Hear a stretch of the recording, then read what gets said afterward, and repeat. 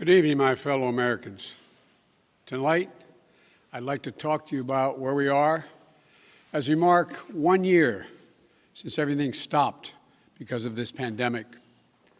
A year ago, we were hit with a virus that was met with silence and spread unchecked. Denials for days, weeks, then months. That led to more deaths, more infections, more stress, and more loneliness. Photos and videos from 2019 feel like they were taken in another era. The last vacation, the last birthday with friends, the last holiday with extended family. While it was different for everyone, we all lost something. A collective suffering, a collective sacrifice. A year filled with the loss of life and the loss of living for all of us. But in the loss, we saw how much there was to gain in appreciation, respect, and gratitude. Finding light in the darkness is a very American thing to do. In fact, it may be the most American thing we do. And that's what we've done. We've seen frontline and essential workers risking their lives, sometimes losing them, to save and help others. Researchers and scientists racing for a vaccine. And so many of you, as Hemingway wrote, being strong in all the broken places. I know it's been hard. I truly know. As I've told you before, I carry a card in my pocket with the number of Americans who have died from COVID to date. It's on the back of my schedule. As of now, total deaths in America, 527,726. That's more deaths than in World War I, World War II, the Vietnam War, and 9/11 combined. There were husbands, wives, sons and daughters, grandparents, friends, neighbors, young and old. They leave behind loved ones, unable to truly grieve or to heal, even to have a funeral. But I'm also thinking about everyone else who lost this past year to natural causes, by cruel fate of accident or other disease. They too died alone. They too leave behind loved ones who are hurting badly. You know, you've often heard me say before, I talk about the longest walk any parent can make is up a short flight of stairs to his child's bedroom to say, I'm sorry, I lost my job. Can't be here anymore. Like my dad told me when he lost his job in Scranton. So many of you have had to make that same walk this past year. You lost your job. You closed your business. Facing eviction, homelessness, hunger, a loss of control, maybe worst of all, a loss of hope. Watching a generation of children who may be set back up to a year or more because they've not been in school because of their loss of learning. It's the details of life that matter the most. And we miss those details, the big details and the small moments. Weddings, birthdays, graduations, all the things that needed to happen but didn't. The first date, the family reunions, the Sunday night rituals. It's all has exacted a terrible cost on the psyche of so many of us. For we are fundamentally a people who want to be with others, to talk, to laugh, to hug, to hold one another. But this virus has kept us apart. Grandparents haven't seen their children or grandchildren. Parents haven't seen their kids. Kids haven't seen their friends. The things we used to do that always filled us with joy have become things we couldn't do and broke our hearts. Too often, we've turned against one another. A mask, the easiest thing to do to save lives. Sometimes it divides us. States pitted against one another instead of working with each other. Vicious hate crimes against Asian Americans who've been attacked, harassed, blamed, and scapegoated. At this very moment, so many of them, our fellow Americans, they're on the front lines of this pandemic trying to save lives. And still, they're forced to live in fear for their lives just walking down streets in America. It's wrong, it's un-American, and it must stop. Look, we know what we need to do to beat this virus. Tell the truth. Follow the scientists and the science. Work together. Put trust and faith in our government to fulfill its most important function, which is protecting the American people. No function more important. We need to remember the government isn't some foreign force in a distant capital. No, it's us, all of us. We, the people. For you and I, that America thrives when we give our hearts, when we turn our hands to common purpose. And right now, my friends, we're doing just that. And I have to say, as your president, I'm grateful to you. Last summer, I was in Philadelphia and I met a small business owner, a woman. I asked her, I said, "What do you need most?" I'll never forget what she said to me. She said, looking me in the eye, she said, "I just want the truth. The truth. Just tell me the truth." Think of that. My fellow Americans, you're owed nothing less than the truth. And for all of you asking when things will get back to normal, here is the truth. The only way to get our lives back, to get our economy back on track, is to beat the virus. You've been hearing me say that for while I was running and the last 50 days I've been president. But this is one of the most complex operations we've ever undertaken as a nation in a long time. That's why I'm using every power I have as President of the United States to put us on a war footing to get the job done. Sounds like hyperbole, but I mean it, a war footing. And thank God we're making some real progress now. In my first full day in office, I outlined for you a comprehensive strategy to beat this pandemic. We've spent every day since attempting to carry it out. 2 months ago, this country didn't have nearly enough vaccine supply to vaccinate all or ever near all of the American public. But soon we will. We've been working with vaccine manufacturers, Pfizer, Moderna, Johnson & Johnson, to manufacture and purchase hundreds of millions of doses of these 3 safe, effective vaccines. And now, at the direction and with the assistance of my administration, Johnson & Johnson is working together with a competitor, Merck, to speed up and increase the capacity to manufacture new Johnson & Johnson vaccine, which is 1 shot. In fact, just yesterday, I announced, and I met with the CEOs of both companies, I announced our plan to buy an additional 100 million doses of Johnson & Johnson vaccines. These 2 companies, competitors, have come together for the good of the nation, and they should be applauded for it. It's truly a national effort, just like we saw during World War II. Now, because of all the work we've done, we'll have enough vaccine supply for all adults in America by the end of May. That's months ahead of schedule.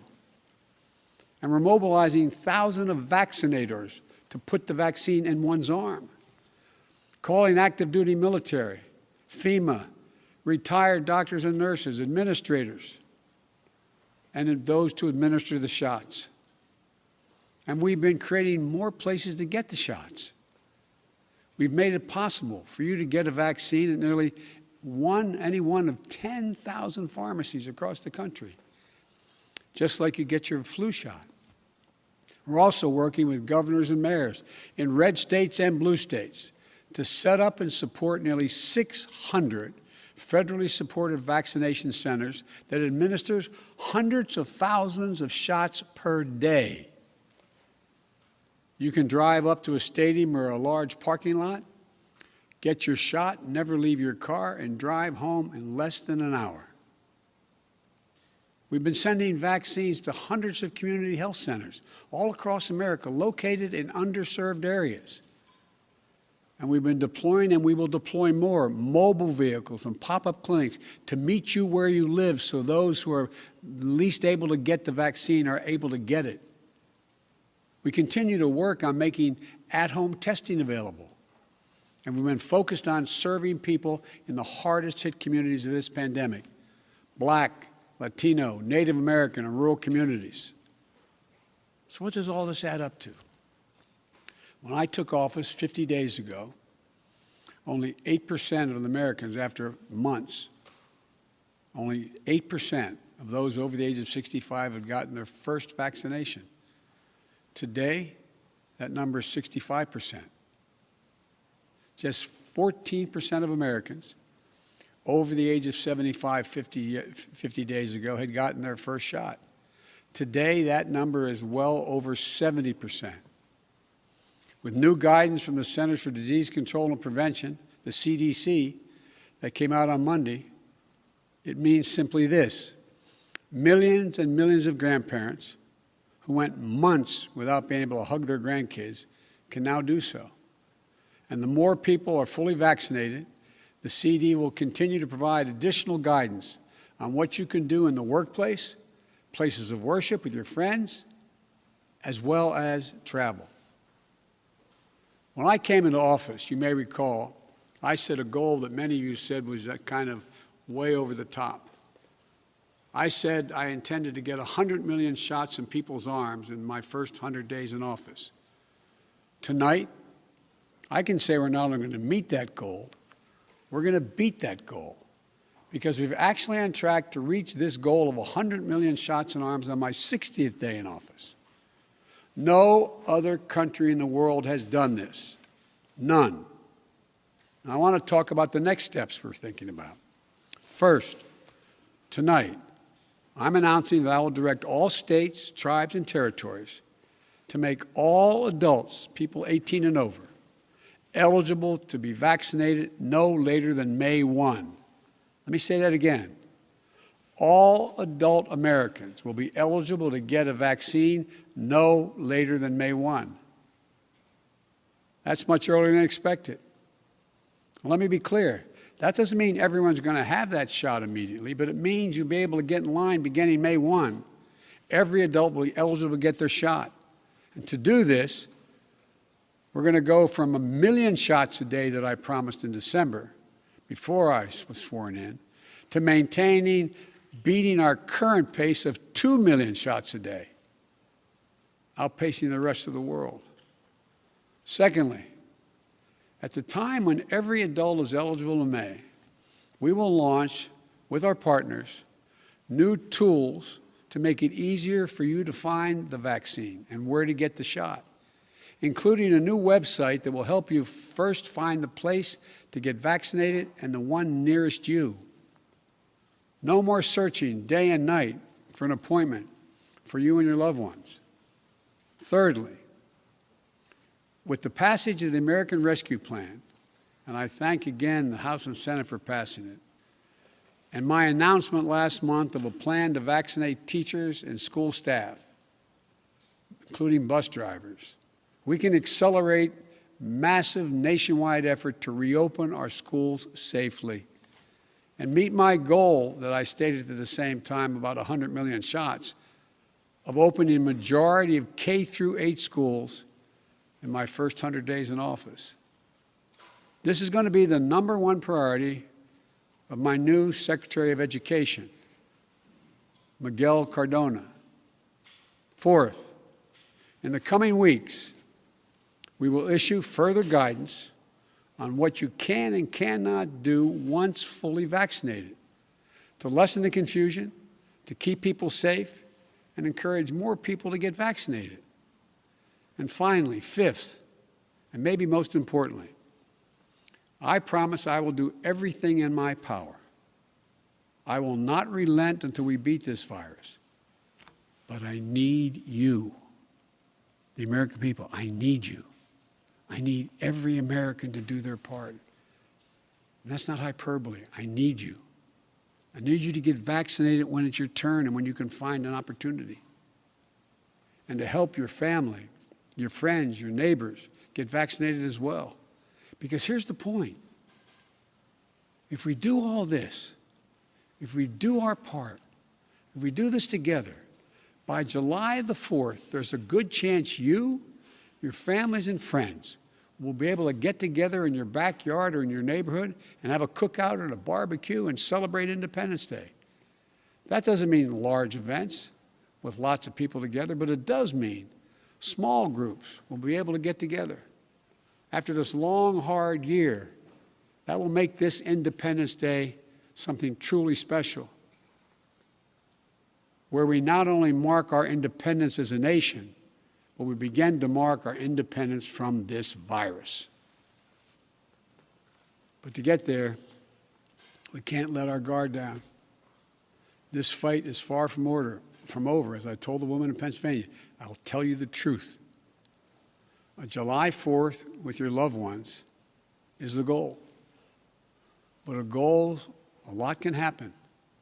Conditions can change. The scientists have made clear that things may get worse again as new variants of the virus spread. And we've got work to do to ensure that everyone has confidence in the safety and effectiveness of all three vaccines. So my message to you is this. Listen to Dr. Fauci, one of the most distinguished and trusted voices in the world. He's assured us the vaccines are safe. They underwent rigorous scientific review. I know they're safe. Vice President Harris and I know they're safe.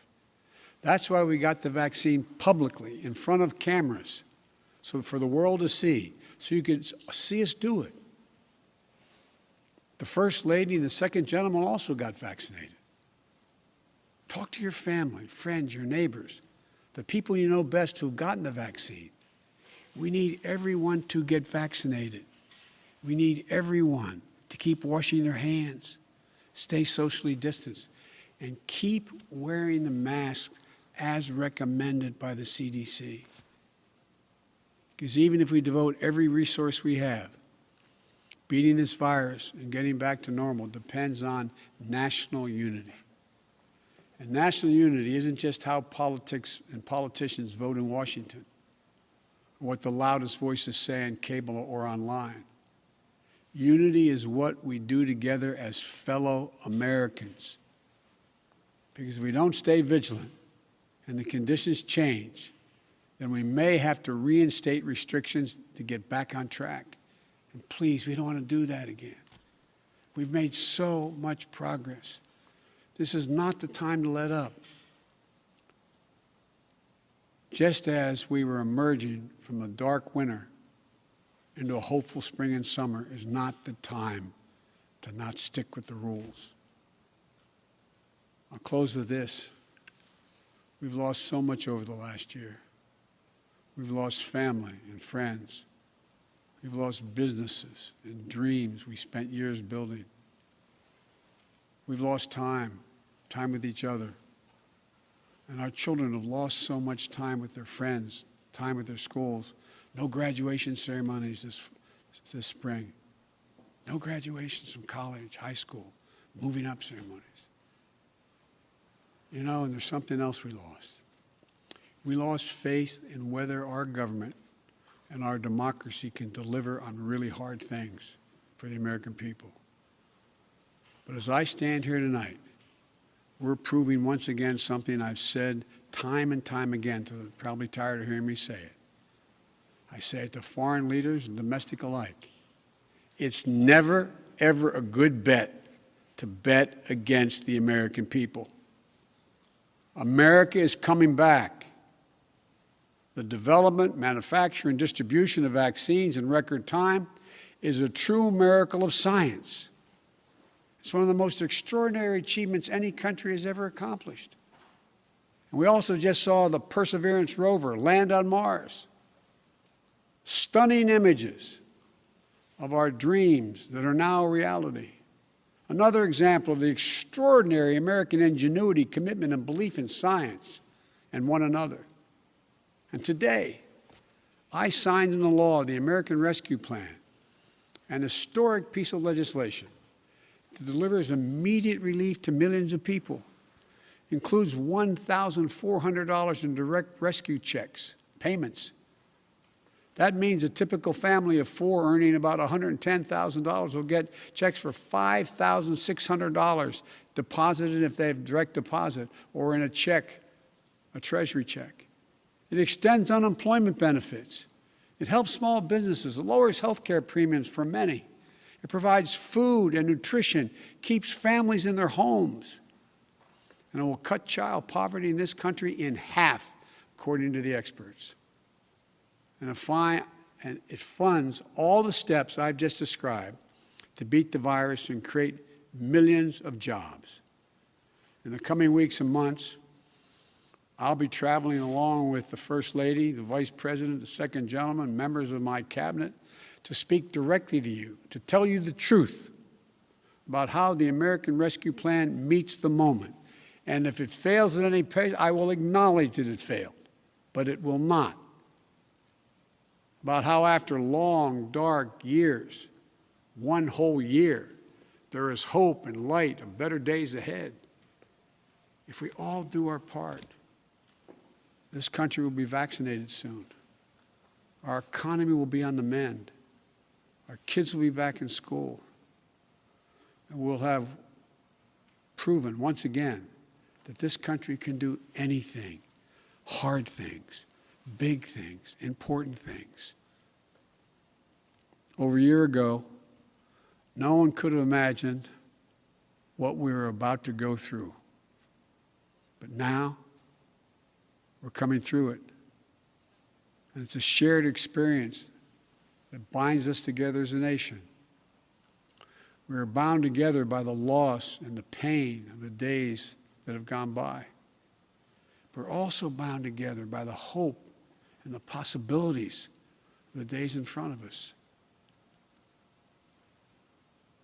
My fervent prayer for our country is that after all we've been through, we'll come together as one people, one nation, one America. I believe we can and we will. We're seizing this moment. And history, I believe, will record. We faced and overcame one of the toughest and darkest periods in this nation's history. Darkest we've ever known. I promise you, we'll come out stronger with a renewed faith in ourselves, a renewed commitment to one another, to our communities and to our country. This is the United States of America. And there's nothing, from the bottom of my heart I believe this, there's nothing we can't do when we do it together. So God bless you all. And please, God, give solace to all those people who lost someone. And may God protect our troops. Thank you for taking the time to listen. I look forward to seeing you.